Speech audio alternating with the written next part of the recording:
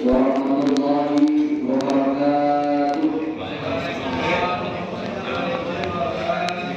Alhamdulillahirabbil alamin. Alladzi arsala rasulahu bil huda wa dinil haqq liyudhhirahu 'ala dini kullihi wa kafa billahi shahida. Asyhadu an la ilaha illallah wahdahu la syarika lahu wa asyhadu anna Muhammadan 'abduhu wa rasuluhu la nabiyya ba'dahu. Allahumma shalli wa sallim wa barik 'ala sayyidina Muhammadin wa 'ala alihi wa sahbihi ajma'in. Amma ba'du. Yang kami hormati Makaram Ustaz alhamdulillah hadir dengan kita. Yang kami hormati Bapak-bapak SDM, Bapak-bapak para perwira PJU dari Polres Makaram, yang hormati senior, rekan dan junior anggota Polres Makaram, yang hormati dari ibu-ibu polwan dan ibu-ibu ASN, para hadirin kaum muslimin dan muslimah yang dirahmati Allah Subhanahu wa taala. Yang pertama dan paling utama, mari bersama kita panjatkan puji syukur kehadirat Allah Subhanahu wa taala karena berkat nikmat dari Allah Tuhan pada hari Kamis kita bisa melaksanakan kegiatan bil aksar rutin sebagai muslim. Mudah-mudahan kegiatan ini dapat menjadi sirah rohani bagi kita dan menjadi amal ibadah bagi kita dari Allah Subhanahu wa taala. Amin. Juga mari bersama kembali kita laksanakan ibadah kita untuk senantiasa berselawat kepada Rasulullah sallallahu alaihi wasallam. Mudah-mudahan menjadi wasilah kelak di akhir nanti kita akan mendapatkan syafaat dari Nabi Muhammad sallallahu alaihi wasallam. Allahumma shalli ala sayyidina Muhammad wa ala ali sayyidina Muhammad. Bapak Ibu muslimin dan muslimah rahimakumullah, langsung saja mari kita buka pengajian taklim kita pada hari ini dengan membaca kitab ila akhirnya wa kulli niyatin salihah ila akhir Nabi Muhammad sallallahu alaihi wasallam wa alihi wa azwajihi wa awladihi wa dhurriyyatihi syai'un lahum al-fatihah. A'udzu billahi minasyaitonir rajim. Bismillahirrahmanirrahim. Alhamdulillahi rabbil alamin.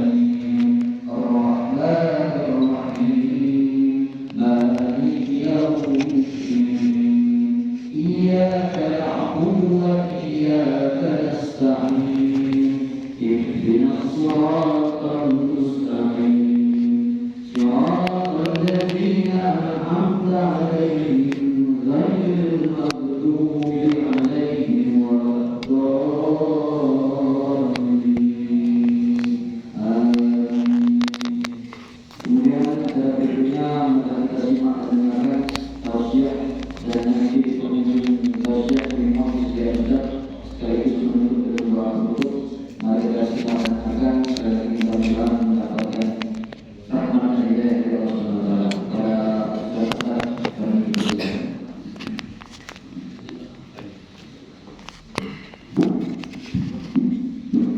Bismillahirrahmanirrahim. Assalamualaikum warahmatullahi wabarakatuh. Waalaikumsalam warahmatullahi wabarakatuh. Alhamdulillah, assalatu wassalamu ala asyrafil anbiya'i wal mursalin sayyidina Muhammadin wa ala alihi wa ashabihi ajma'in wa man tabi'ahum bi ihsanin ila yaumiddin, amma ba'd. Faqala ta'ala fi kitabihil karim yarfa'illahu alladhina amanu minkum walladhina utul 'ilma darajat. Wa qala an-nabiy sallallahu alaihi wasallam man yuridillahu bihi khairan yufaqihu fid din, atau kama jaa fil hadits. Yang kami hormati Bapak Kasmini selaku Kabak SDM dan Bapak Ansi selaku Kabak Kop dan seluruh jajaran-jajaran kepolisian yang sempat hadir pada pagi hari ini. Sebelumnya perkenalkan, mungkin ada yang sudah lupa dan belum tahu, nama saya Muhammad As'ad Al-Ghifari, panggil saja As'ad, asli Meringau Sinila. Kalau tempat tinggal Pagar Jaya, tepatnya di Pondok Pesantren Miftahul Jannah. Pas sebelum kita datang ke gunung ini,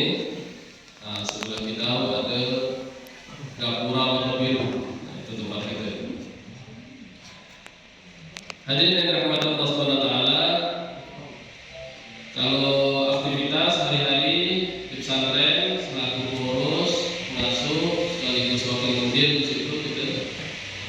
Terus kajian rutinan di Taman Jengkol, di pajak bulan, di beberapa masjid. Termasuk Pak ini aku buka usaha travel. Nah, bantu doa. Insya Allah berangkat ke jamaah umroh.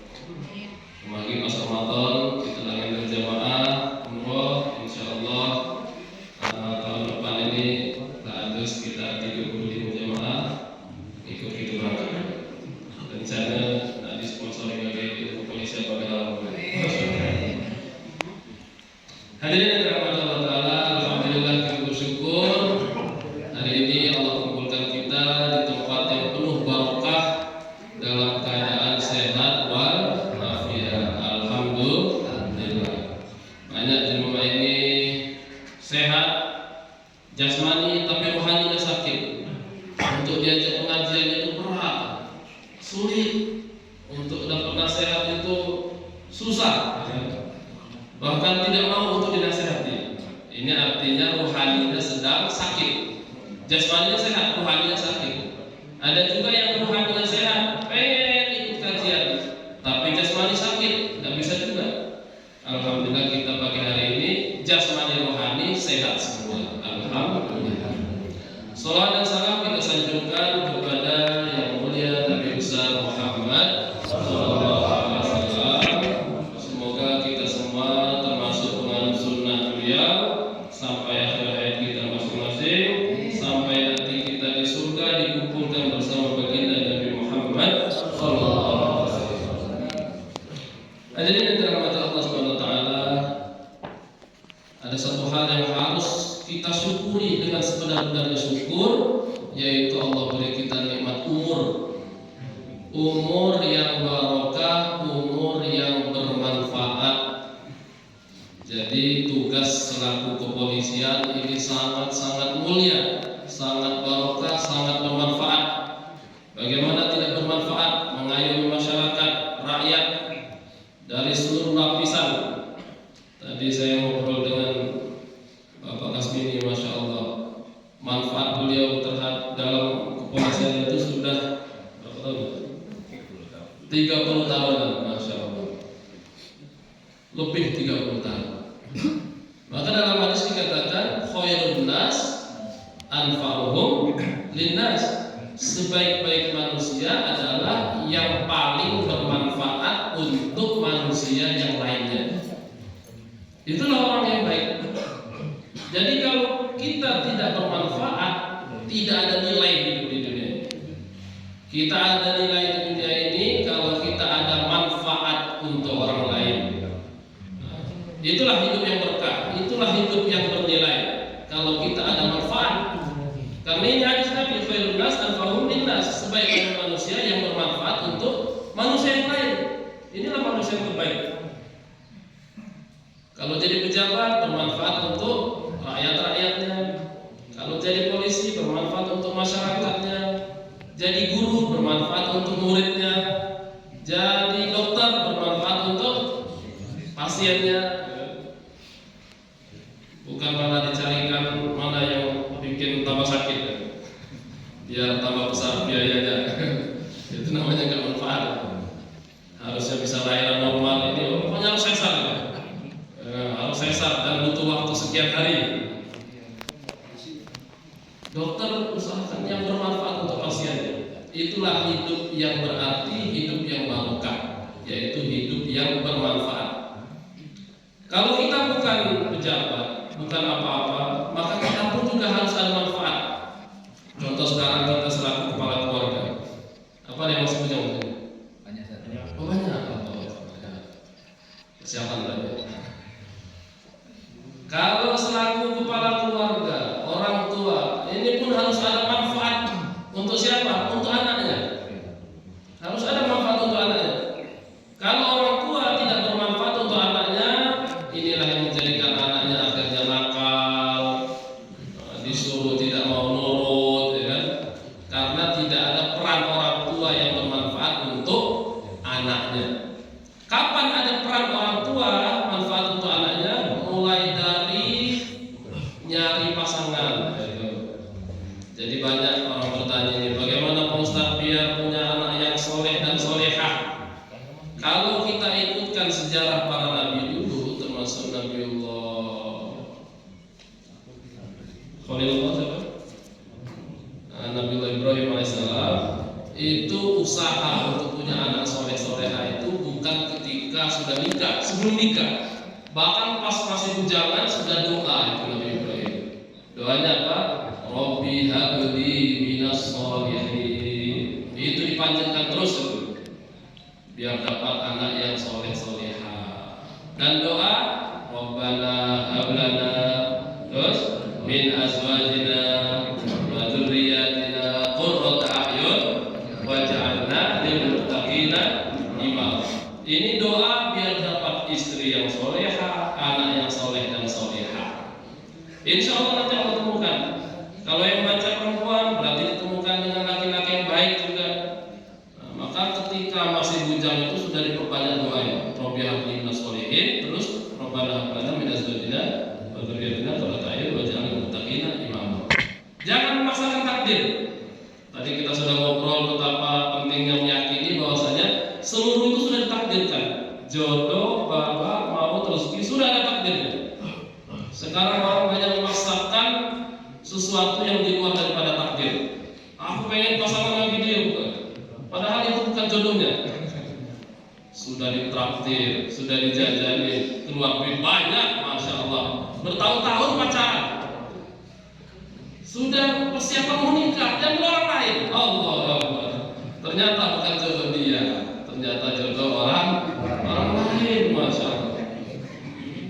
Makanya ada istilah pacaran setelah nikah itu bagus itu.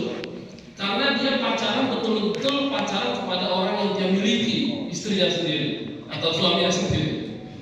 Bagaimana? Cocok nggak? Cocok. Maka tadi diceritakan Pak Kasmini dari Palembang, beliau sudah tugas lama di Palembang, seakan-akan sedang tetap di situ. Ternyata mana diperintah untuk tugas di Jambi. Apa hikmah itu? Ternyata beliau ingin menjemput jodohnya di Jambi. Jadi jodoh itu tidak ada yang tahu ya. Sepertinya beliau kira apa yang diperintah tugas di Jambi, padahal sebelumnya harus dari Palembang. Ternyata di Jambi tadi menjemput jodohnya. Masya Allah. Alhamdulillah. Itulah hikmah. Kita yakini takdir bahwasanya sudah ditentukan semua oleh Allah. Jodoh, bala, maut, rezeki. Hadirin, ketika Allah sudah pertemukan dengan jodoh kita, maka usaha untuk biar punya anak soleh dan solehah tetap berlanjut. Ketika akan berkumpul dengan pasangannya, baca doa, Allahumma jannibna wa jannibi syaitan fima razaqtana. Jangan sampai ditinggal baca doa. Tetap harus baca doa. Agar apa? Allah turunkan keturunan yang soleh dan solehah. Bahkan sebelum berkumpul ada amalan. Kata para ulama, kalau pengen punya anak laki-laki, sebelum kumpul itu nazar. Ini sudah diamalkan oleh beberapa orang sebelum kita. Ya Allah, kalau anakku lanang, aku nazar menjadi nama dia Muhammad. Kalau insya Allah keluar anak. Nah itu kalau tadi nazar. Ada Habib Qori Al-Fidh, nama beliau. Anak pertama dinazarkan, ya Allah kalau anakku lanang bukan menjadi nama Muhammad. Keluar mana? Dinjau nama Muhammad Abu Bakar. Pengen anak kedua perempuan, jadi dinazarkan. Akhirnya keluar betina. Anak ketiga nak, pengen anak lagi, ya Allah nazar sama anak lanang, aku namakan Muhammad. Keluar mana? Dinamakan Muhammad Umar. Keluar begitu itu Muhammad Usman Muhammad Ali. Nah itu diantara, jadi pentingnya beramal sebelum kumpul dengan pasangan. Setelah itu pun ketika istrinya sudah hamil tetap ada usaha. Nah ini pentingnya manfaat seorang orang tua untuk anak tadi. Apa amalannya ketika istri hamil? Banyak baca doa, banyak amalan. Pengen dijadikan apa anak kita setelah lahir? Itu tergantung amalan ketika istri mengandung. Ada cerita itu. Cuma ahli matematika. Ahli matematika. Pengen anaknya ini pintar juga matematika. Artinya selama istrinya mengandung dibacakan itu rumus-rumus matematika itu. X kali Y kali Z kali apa. Dekat kandungan istrinya. Hari-hari dibacakan itu. Bayangkan. Lahir masih kecil udah pintar matematika. Makanya kalau pengen apa yang kita kehendaki, bacakan Quran biar anaknya jadi ahli Quran atau bacakan apa itu nanti insya Allah Allah akan berikan sesuai keinginan orang tua. Ketika sudah lahir pun tetap ada peran orang tua. Apa itu? Didoakan, dididik. Kata Nabi, kullu mauludin yulad 'alal fitrah. Setiap anak itu tumbuh fitrah. Artinya itu tidak ada dosa. Siapa yang membuat dia ini Islam, Yahudi, Nasrani? Orang tuanya. Fa'abawahu yunajjisanihi aw yunasiranihi. Orang tuanya lah yang membuat dia Majusi, Nasrani atau Islam. Artinya peran orang tua itu adalah termasuk mendidik anaknya agar kenal kepada Allah. Ketika lahir diazani Allahu Akbar, Allahu Akbar. Bukan malah diazan takbiran, Allahu Akbar, Allahu Akbar. Diazan sebelah kanan, diqamati sebelah kiri. Terus dididik agama. Ayo Ustaz, anakku ini bukan anak jadi Pak Ustaz, bukan anak jadi kiai. Enggak usah lah diajar agama. Oh, salah. Jadi polisi juga harus paham agama. Jadi DPR juga harus paham agama. Jadi presiden pun juga harus paham agama. Bahkan Imam Abu Hanifah doa terus beliau, ya Allah berikanlah kami pemimpin yang adil, yang jujur, yang paham agama. Karena kalau pimpinannya sudah paham agama akan merata pada seluruh rakyatnya. Kemudian dalam satu hadis termasuk peran orang tua itu kalau anaknya lahir apa itu diakikahkan terus diberi nama terus disembelihkan kambing. Nah, diberi nama itu juga sangat penting, dikasih nama yang baik. Maka ada orang mengatakan apalah arti sebuah nama. Pernah dengar itu ya? Oh, penting sekali arti nama itu. Karena nama ini akan dipanggil terus oleh orang lain. Ketika orang lain panggil terus nama kita, artinya orang itu selalu mendoakan kita. Sini ada Pak Sodikin, arti Sodikin itu jujur. Pak Sodikin berarti, hai bapak yang selalu jujur. Didoakan terus sama orang. Ada Pak Hendra Darmawan, berarti orangnya loyal, dermawan, suka berbagi. Nah, jadi seluruhnya ada arti. Tidak mesti harus bahasa Arab. Kadang orang-orang dulu menamakan anaknya dengan nama-nama tertentu, ada terus maknanya. Dulu saya pernah tugas ngajar di Pacitan. Ada mbah namanya Mbah Jumu'ah, karena lahirnya hari Jumat. Ada dengan Mbah Rebo, ternyata lahirnya hari Rebo. Ternyata orang-orang dulu menamakan anak itu dengan nama hari juga ada. Itu penting menamakan dengan nama yang baik. Jangan pula mentang-mentang di dalam Al-Quran dikasihkan kepada anaknya. Nah, ini tidak mesti harus dalam Al-Quran itu nama baik semua. Fir'aun ada dalam Al-Quran ya? Itu jangan ditambahkan. Fir'aun, Haman itu adalah kisah-kisah orang-orang terlaknat zaman dulu. Itu pun juga dilihat mana nama-nama orang yang baik, nama sahabat, orang soleh. Itulah diantara manfaat ayah untuk anak atau orang tua untuk anak. Kalau kita sebagai anak yang berarti adalah anak yang bermanfaat untuk orang tuanya. Anak tidak nakal, anak yang berbakti. Aku bilang besar, aku boleh kecil berbakti. Berbakti itu kan untuk anak kecil, tidak. Kalaupun kita sudah besar, bahkan kita sudah tua, tetap ada artinya berbakti kepada orang tua. Orang tua saya sudah meninggal, Pak Ustaz, sudah wafat. Bagaimana mau berbakti? Kata para ulama, tanda kita berbakti kepada orang tua yang sudah wafat adalah menjalin hubungan baik kepada teman-teman orang tua kita. Siapa teman-teman dia? Kita jalin hubungan baik kepada mereka. Itulah bukti bakti kita kepada orang tua. Kalau kita sebagai suami, perlu tidak bermanfaat kepada istri? Oh, perlu. Istrinya dirawat. Jangan ada kata-kata orang, kamu dulu sebelum nikah dengan aku cantik, kok sekarang malah jelek. Oh, jangan Cantik itu bukan hanya dari sananya, tapi juga dari dananya. Semakin banyak dananya, semakin bisa cantik. Kayak mana mau cantik dananya nggak ada. Nah, ini jadi kepada istri juga kita harus ada manfaat, memberikan manfaat kepada istri, nafkah yang sesuai, dikasih uang, dikasih emas, dikasih kebahagiaan. Jangan yang dikasih uang istri orang. Istri orang royal, istri sendiri perhitungan. Nauzubillah min. Inilah pentingnya kita ada manfaat. Seorang istri pun juga harus ada manfaat untuk suaminya. Kalau berdandan bukan cuma pas kondangan saja. Kalau pas kondangan, wes cantiknya menor, semuanya indah. Tapi kalau suaminya pulang dari kantor, wah ini kan cuma suami aja. Udah nggak usah pakai dandan segala. Ini salah ya. Justru di depan suami kita harus berpenampilan baik, kita harus berdandan, pakai minyak wangi, seluruhnya harus kita hiasi diri kita di depan suami kita. Ini antar kita ini harus saling memberikan manfaat. Kalau kita tidak bermanfaat, hadirin, sebaliknya kita ini akan mendatangkan mudarat. Apa itu mudarat? Perkara yang tidak baik. Tidak tahu kita kalau tidak tahu manfaat, hanya mudarat juga tidak. Kalau kita tidak bisa memberi manfaat, pasti memberikan mudarat. Maka orang-orang yang suka memberi mudarat ini sangat-sangat berbahaya. Dalam Al-Quran dikatakan kerusakan bumi ini sebab tangan-tangan manusia. Jadi kehancuran satu keluarga, kehancuran satu bangsa itu karena orang yang tidak bisa memberi manfaat.